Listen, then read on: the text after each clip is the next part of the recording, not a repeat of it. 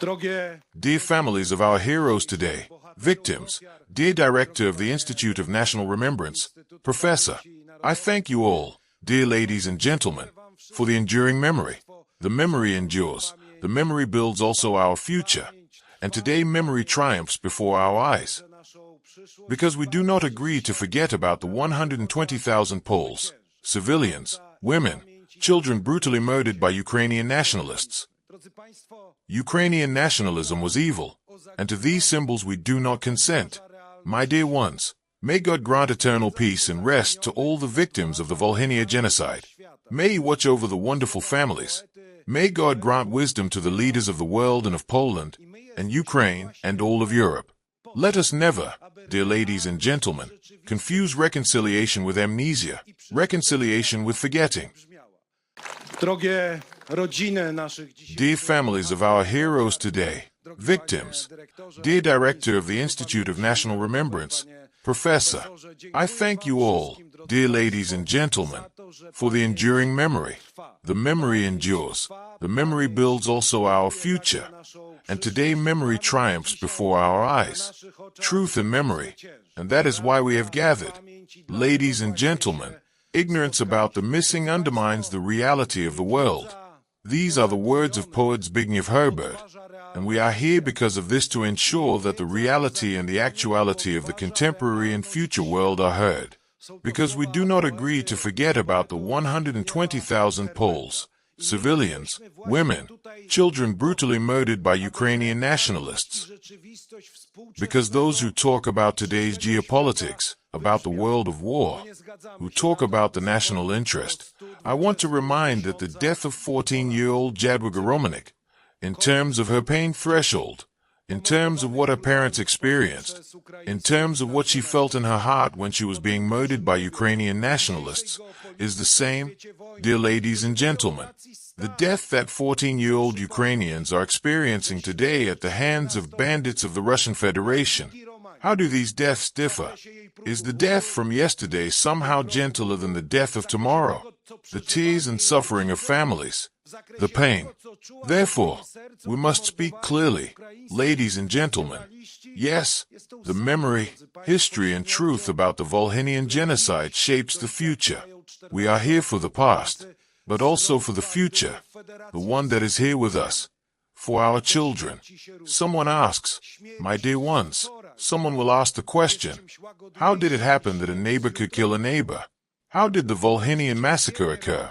How did it essentially happen when in pre-war Poland, before the year 1939, in this republic, in the Second Republic, there were over 5 million Ukrainians living, who were citizens of the republic.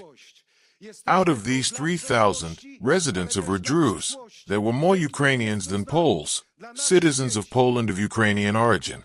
These 5,200,000 people lived together. They lived here in Redrusz next to each other and with each other. They were able to live together. Was the Second Polish Republic a paradise for Ukrainians? It was not. There were many normal tensions on the scale of national minorities. But no one held an axe to any child's head.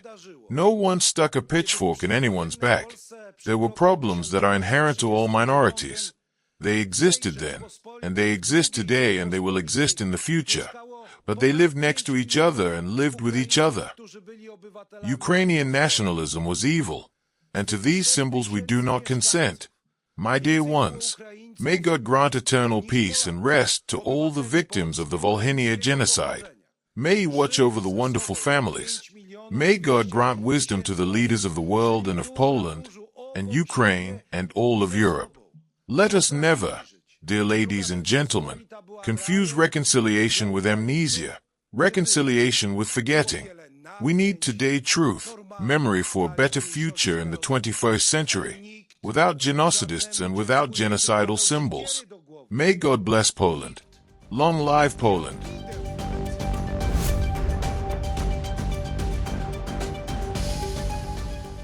Amid a rise in Russian strikes against Kiev and continued pressure on Ukraine, Moscow has delivered a fresh political blow by releasing declassified files related to World War II-era massacres involving Ukrainian nationalist militias.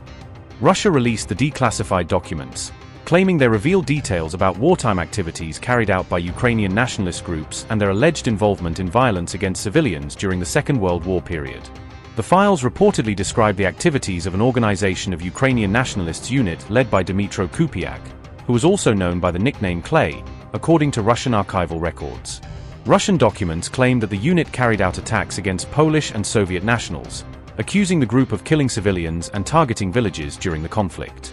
The released material alleges that Polish residents were specifically targeted during raids carried out in areas of western Ukraine, where ethnic tensions and wartime violence were particularly intense.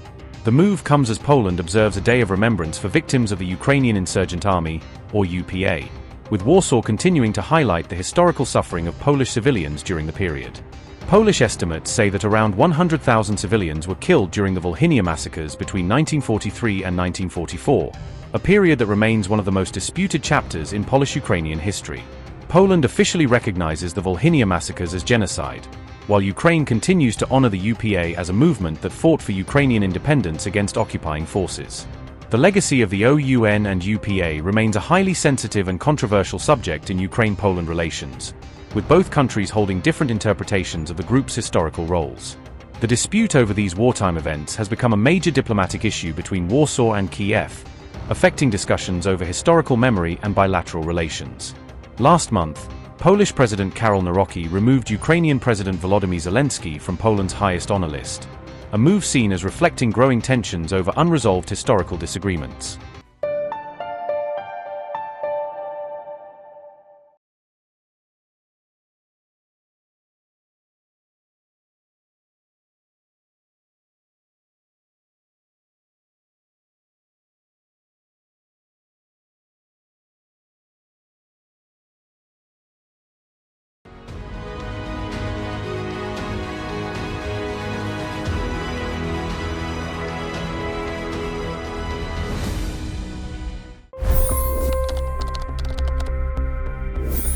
$25 crore गरीब गरीबी को परास्त करके बाहर निकले।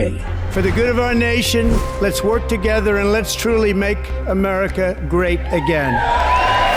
The fastest news breaks. Requested PM saying that we will have to speak to Putin and to Zelensky.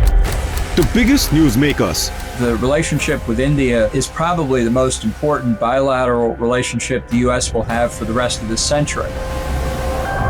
The capital delivered quite an election result today.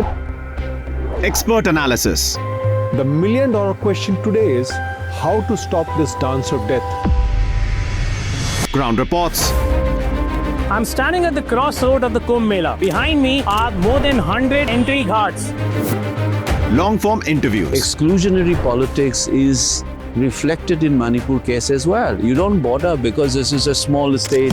Deep dive into burning issues. It's often said DRC could be the richest country in the whole world. It's because of what sits underneath. Why exactly did the US topple the Sheikh Hasina government? HT videos. We don't just break news, we break it down.